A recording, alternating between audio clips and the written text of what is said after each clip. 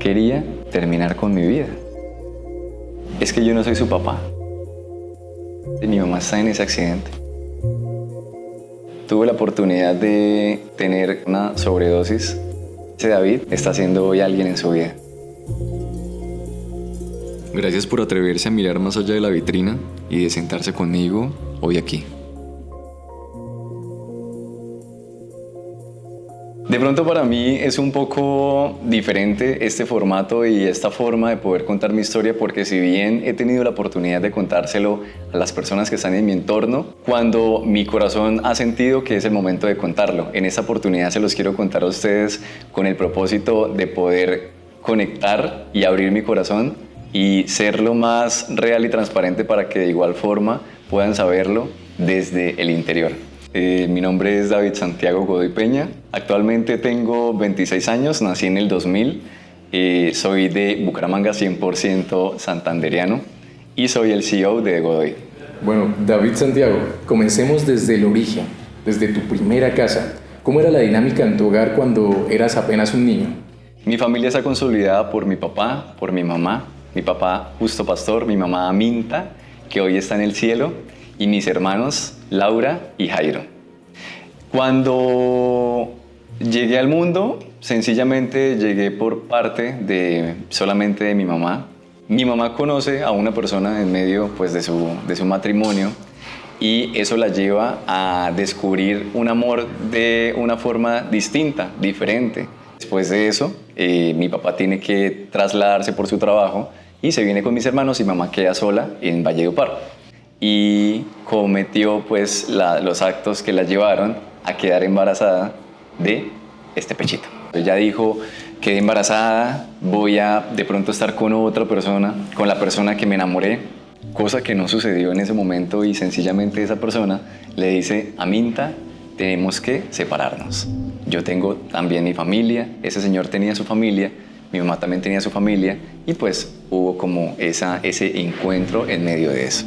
Entonces ella tuvo que tomar sus decisiones que la condujeron a llegar a Bucaramanga embarazada, pero con un solo detalle puntual, y es que ella nunca de su boca salió que ese niño que ella llevaba en esa barriga no era de don Justo, mi papá, que estamos hablando que es mi papá de mi vida, ¿sí? Donde está mi familia. Ella llega a Bucaramanga con su pipa, embarazada, grandota. Mi papá siempre decía que ese niño iba a salir blanco, rubio, que mi hermana me lo cuenta y me decía, todos los días lo decía, ese niño va a salir blanco, rubio, totalmente rosado. Cosa que pues mi mamá en medio de todo como que tampoco sabía ese niño realmente con qué genes iba a salir al momento de su nacimiento. Ese 13 de enero del 2000 llegó el gran día del parto. Ese día nací, y ese mismo día nací blanco, rubio y totalmente rosado, sin cejas, sin pelo, sin nada de lo rubio que era.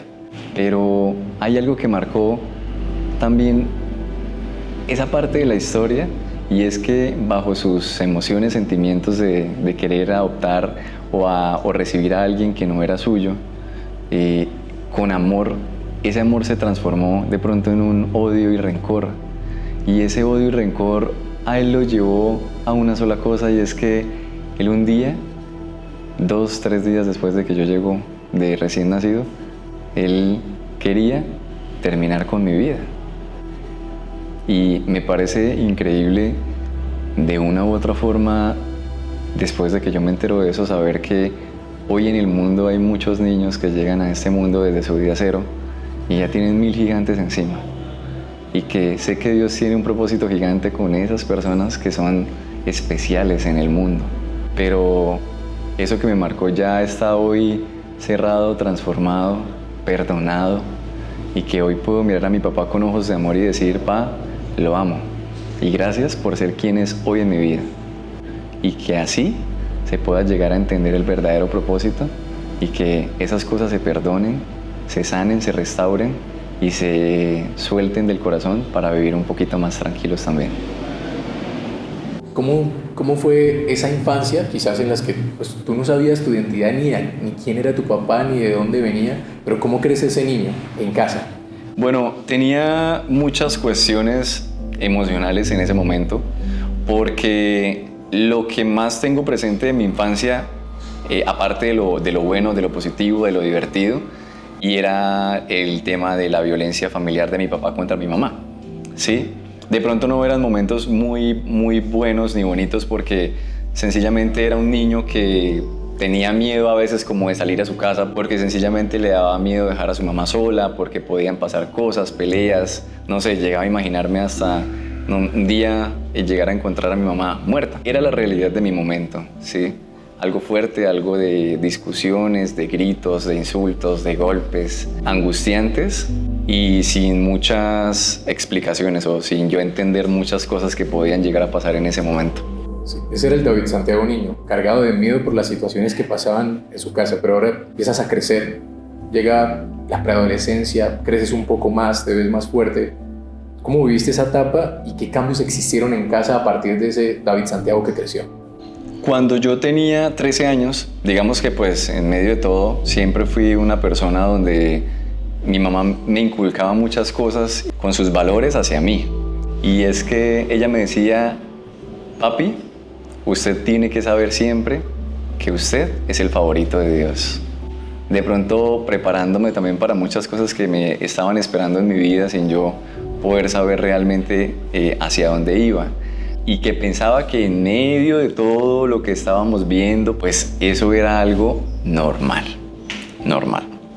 A mis 13 años, creo que como cualquier persona de rebeldía, en mi colegio empecé a tener fiestas. Tenía un amigo que por alguna razón era muy como conocido en redes sociales. En ese camino como que también fui parchando con él, por así decirlo, de una u otra manera, donde salía con él. Él tenía como una vida un poco diferente a lo que yo era como un niño. O sea, mis amigos nunca fueron personas que eran menores que yo, siempre fueron mayores, ¿sí? Entonces empecé como a inducirme por el camino de las fiestas, más que todo. Empezamos en fiestas. Por primera vez en mi vida llegué un día borracho a mi casa, teniendo 13. Ese día en la madrugada llegué, mi papá y mi mamá como que vaya, acuéstense, no digan nada, hablamos mañana.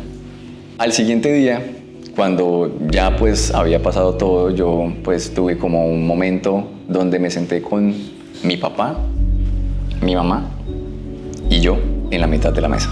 Cuando estaba sentado en la mesa, tenía la oportunidad de sentir como una atmósfera diferente. Mi mamá empieza a llorar, mi papá también, y yo decía, bueno, no es para tanto tampoco como que yo pues me emborraché y yo digo como que sí, si bien está mal, pero no lloren, o sea, ¿por qué tienen que llorar? ¿Por qué hay que llorar por una cosa como esas? Entonces mi papá le dice a mi mamá en ese momento, Aminta, cuéntele a David la verdad. Yo quedé como que yo miré a mi mamá y yo dije, como que ¿cuál verdad? O sea, ¿de qué están hablando? ¿Sí? Miro a mi papá, ese día en medio de sus lágrimas, él me dijo, es que yo no soy su papá. Y yo solamente miré a mi mamá y yo dije, ¿qué? O sea, yo decía como un silencio absoluto y sencillamente solo se escuchaban como las lágrimas de él, las lágrimas de mi mamá. Fue un momento donde yo sentí que el mundo se me derrumbó por completo, ¿sí? Considero que un niño de 13 años nunca tiene por qué vivir eso. O sea, si bien hay circunstancias que yo creía que eran fuertes para mí, creo que eso ya era el punto de quiebre para yo poder decir, wow. En ese momento, ¿qué hice? Miré a mi mamá, miré a mi papá y me fui de la casa. Salí corriendo de esa silla, me levanté, no pensé en absolutamente nada y fui a buscar a mis amigos de ese momento, donde eran como, se convirtieron en un refugio, por así decirlo. Cuando uno está peladito uno cree que los amigos son el refugio y huí. Durante un mes no volví a mi casa. Me fui de mi casa a mis 13 años. Yo con mis amigos tuve la oportunidad ya de sentir más libertad. O sea, tenía mi corazón dolido, quebrantado, pero también tenía la facilidad de poder huir de mi realidad y era el momento perfecto. Un día conocí las drogas, ¿sí? En ese camino. Entonces, el niño David Santiago, que relativamente era inocente, ese niño a partir de ese momento empezó a consumir marihuana, empezó a consumir perico, empezó a consumir popper, tusi, de todo, porque realmente fue en exceso increíble.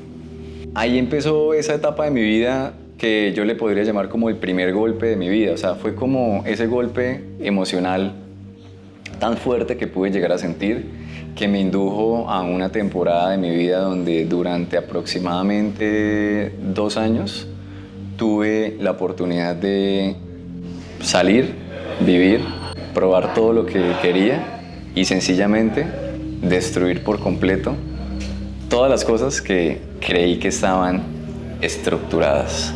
¿Sientes que vivir esa vida fue una anestesia a ese dolor y confusión que tenías? Yo considero que en este momento de mi vida lo veo como que tenía que haber sido parte del proceso.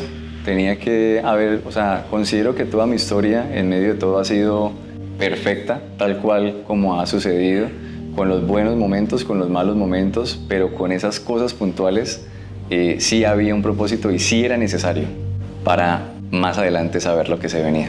Bueno, David Santiago a los 13 años vive esa crisis de identidad, conoce la verdad en su casa, hay violencia y comienza esa vida con sus amigos. Una vida que era como un disipador de ese dolor. Pero ¿cuándo fue el momento que tocaste fondo? Que el golpe fue tan duro que te hizo cambiar, que te hizo dejar eso de lado. Los viernes eran clave para mí. Entonces los viernes era viernes, me fui, descontrol. Entonces yo me iba el viernes a mi casa, viernes, sábado, domingo. El lunes tampoco iba, hasta en la noche cuando yo ya salía de mi colegio, prácticamente. Así duré aproximadamente como 2 años, 3 años, donde era la misma rutina. O sea, tú puedes creer eso. O sea, como que un niño, ya en ese momento, 15 años, 14 años, tenga ese ritmo de vida era demasiado fuerte, ¿sí? Tenía 16 años, pasó algo muy particular y mi mamá había tomado la decisión de llevarme al bienestar familiar. Tuvo ese momento supremamente desgarrador también para ella porque ella veía que ese niño que un día ella abrazó y que tenía en sus brazos sencillamente se había salido de sus manos y que ya no podía más. Me arrepiento de absolutamente todo lo que hice en mi vida porque sencillamente me sentí culpable de saber que eso que yo estaba viendo era a raíz de mis decisiones. Porque si bien cuando mi papá me contó y yo me enteré de la noticia, pues es que es normal que una persona se sienta como un error. O sea, yo me sentía como, ok, por eso es que mi familia está destruida, por eso es que mi papá le pega a mi mamá, por eso es que nunca ha habido una unión en la casa, por eso es que nunca hemos tenido un momento estable en ningún aspecto relacionado con mi familia. Entonces yo me sentía error, o sea, yo me sentía así, o sea, como que soy error, no valgo, no importo, no nada y prácticamente ahí paro. Un día, en medio de todas las fiestas que tuve la oportunidad de tener casi que una sobredosis donde el perico estuvo a full, la marihuana también y fue una fiesta demasiado excesiva, como de 3 días. Al final un amigo tuvo que llevarme para mi casa porque ese día creo que me quedé hasta sin amigos. Entonces alguien X me llevó para mi casa porque yo estaba muy mal. Y en ese momento yo cerré mis ojos y me quedé dormido en el carro. Pero mientras me quedé dormido tuve una visión muy reveladora para mí. Veía cómo yo estaba atado así en un espacio negro, como mis manos estaban atadas a unas cuerdas. Esas cuerdas estaban tirando personas de un lado, del otro. Y yo veía como en un lado estaba mi mamá, mi hermana, mi abuela, las personas de mi familia, y por otro lado mis amigos de ese momento. Y veía en la cara de mi hermana, en la cara de mi abuela, veía mucho dolor y sentía que era algo que no se podía salvar ni nada, o sea, que ellas estaban dispuestas a que todo eso no se iba a dejar perder y que ellas no iban a permitir de que ese niño se consumiera en el tiempo y en ese mundo que estaba consumiéndolo absolutamente todo. Pues te cuento que desde ahí Santiago cambió. Fue una decisión radical. Pero ahí descubrí que era ser una persona radical en la vida. No sé, o sea, como que siento que ese día, después de que yo me desperté al siguiente día, yo dije, ya no más. Ya no más drogas, ya no más amigos, ya no más fiestas, ya no más nada. Y ese día me quedó clarísimo para yo también saber que tenía que detenerme con muchos excesos de mi vida. Y así fue. No volví nada. Eliminé a mis amigos. Salí de fiestas. Todo cambió. Y también pude llegar a ver cómo las cosas al pasar del tiempo se iban transformando de una manera muy linda. O sea, con mi mamá especialmente y con mi vida. Teníamos planes ya, por ejemplo, los domingos. Por primera vez escuché que ella me decía, papi, lo amo. Valió la pena un día dejar de aceptar, decir que no, salirme de ese mundo y tomar el camino de la restauración, por lo menos en ese momento con mi mamá. Ese día que cambió abruptamente tu vida, que recibiste una llamada, ¿qué pasó ese día? Bueno, en el 2019, cuando prácticamente como que yo tuve un momento de estar así como, ¿sabes? Como cuando tú sientes que ya está todo bien. Yo en el 2019 estaba ya prácticamente culminando una temporada de mi vida muy importante. Yo soy tripulante de cabina. En el 2018 terminé mi carrera, tripulante de cabina, pero también trabajaba como modelo. En el 2019 tomé la decisión de irme para Australia, entonces yo tenía ya todo mi viaje programado, todo listo. Diciembre era la fecha para yo poder volar a Australia. Un día, el 26 de noviembre del 2019, me llamó una prima. Me dice, Santi, ¿tú has hablado con tu mamá? Y yo no he hablado con ella. ¿Por qué? No, nada, chao. Y yo, chao. No le dije nada más. ¿Qué pasa? Mis papás tenían una empresa de turismo. Mis papás en el 2019 creo que ellos vendieron todas las busetas, vendieron todos sus transportes. Mi mamá de igual forma nunca fue una persona tan amigable y tan cercana con su casa, entonces ella de una u otra manera pues buscaba como el recurso, la forma de siempre estar por fuera. Entonces se compraron un carro y ese carro mi mamá lo trabajaba para trabajar en InDrive. Mi tía todos los martes ella bajaba de Aratoca a hacer mercado como en Bucaramanga para volver a subir sus cosas porque tenía un emprendimiento en Panachi. Entonces mi mamá todos los martes era fijo que ella bajaba, mi mamá la subía para Panachi y mi mamá volvía a bajar. Ella disfrutaba viajar por vías nacionales. Entonces después de esa llamada, yo llamo a mi mamá y le trato como de comunicarme con ella. No me contestó. Le escribo, mami, ¿cómo está? ¿Qué hace? No me contestó. Entonces mi prima me volvió a llamar y me dijo, Santi, lo que pasa es que su mami se accidentó. Entonces, si quiere, por favor, pues, no sé, o sea, de pronto si no le contesta, pues es porque debe estar como ocupada o necesitando ayuda. Entonces, si quiere, suba a Aratoca, que era ese martes, uno de esos martes donde mi mamá llevaba a mi tía a Aratoca. Y pues, vaya, mire a ver qué necesita. Entonces le dije a mi papá, cojamos el carro y vámonos. Vamos para arriba a ver qué pasa, qué necesitan. Eran como eso de las 4, 4:30, entonces prácticamente como que era un momento donde al inicio, ese viaje fue como una montaña rusa.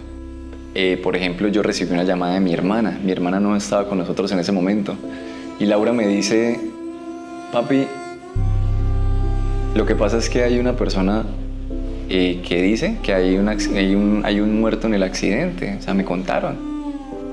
Y yo, Lau, no creía en nada de eso, o sea, sencillamente espere que yo llegue y yo podría decirle absolutamente todo como debe ser. Se iba bajando el sol, como que todo se estaba haciendo más oscuro.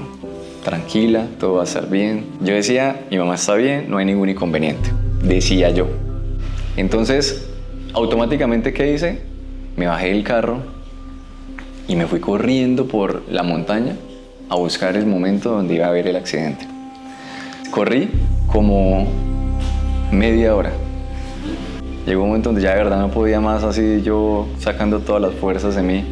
Y iba pasando una moto.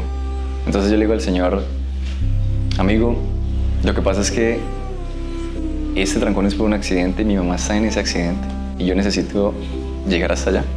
¿Me puede subir? A lo que él me dice, claro, mijo, súbase. Y yo me subí en la moto. Entonces llegamos al accidente y veo una panorámica bastante fuerte. Una volqueta bajando. Y veo el carro que teníamos literalmente destrozado. Mucha gente, policías, de todo, o sea, de todo, ya era de noche. Yo llego y yo le digo a un señor como que, amigo, necesito que me dé un permiso. En ese accidente está mi mamá. Sí, claro, ¿quién es mamá? Entonces yo le dije, mi mamá es la que venía manejando el carro. Yo necesito pues pasar. Él me dice, lo que pasa es que la señora que estaba manejando el carro se la llevaron para Aratoca a brindarle auxilio. Dije ahí en ese momento, confirmé que mi mamá estaba relativamente bien porque había una persona en el carro y era la persona que se había muerto. Mi mamá está en Aratoca. En ese momento yo veo que el policía se aleja de donde yo estaba y otra persona llega ahí donde él estaba. Claro, como mi mamá siempre trabajó en Panachi, mi tía todo el mundo la conocía. Ese señor le dice al policía, amigo, lo que pasa es que la señora que está en el carro es la mamá del niño que está ahí.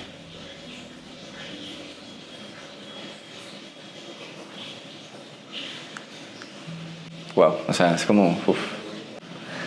Y solamente en ese momento yo cerré mis ojitos, volteé como para un lado, así como donde nadie me viera, que era una montaña gigante que estaba al lado mío. Y lo único que yo dije fue decir, Dios. No dije nada más. Dios.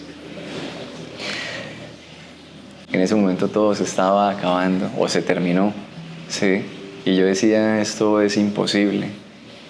Pues tuve que vivir ese momento doloroso donde efectivamente si era ella, efectivamente se había terminado ahí su vida y presencié cómo la sacaron, cómo se la llevaron, cómo pasó todo de una manera como tan rápida, así como yo decir, es que se están llevando prácticamente toda mi vida, la están subiendo a un carro y yo estoy acá.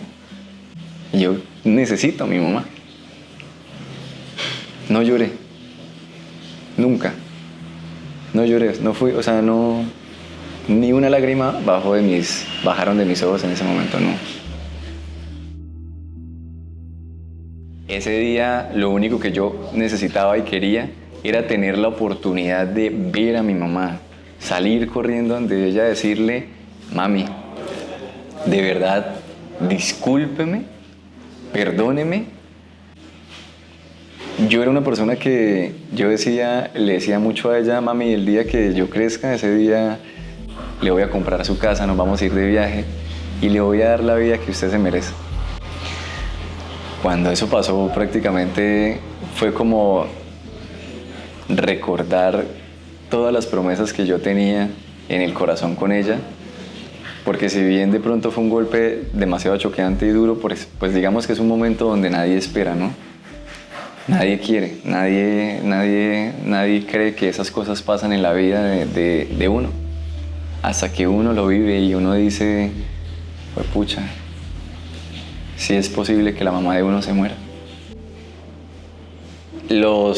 Las derrotas de mi vida las he tenido de una manera, o las he adoptado en mi vida de una manera muy racional. ¿En qué sentido? Que, por ejemplo, he sido una persona que no me he quedado siendo la víctima de mi vida, sino que sencillamente a raíz de esas cosas las tomé, las transformé en una fortaleza increíble. O sea, siento que esa fortaleza que me ha dado en el momento de poder como vivirlo todo, me dio el ánimo y el entusiasmo de decir, aquí vamos una vez más, aquí vamos a seguir.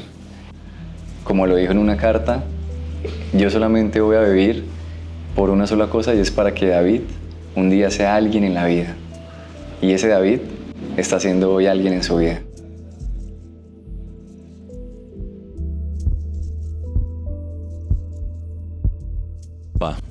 Con usted pude sentir el verdadero significado del perdón, y es la recompensa final de poder vivir feliz y tranquilo a lo largo de mi vida. Mami, sigue siendo el motor que me impulsa a cumplir todos mis sueños, hasta el día que nos volvamos a encontrar. Y tú, chiquitín, sigue creyendo que los sueños del corazón siempre serán posibles.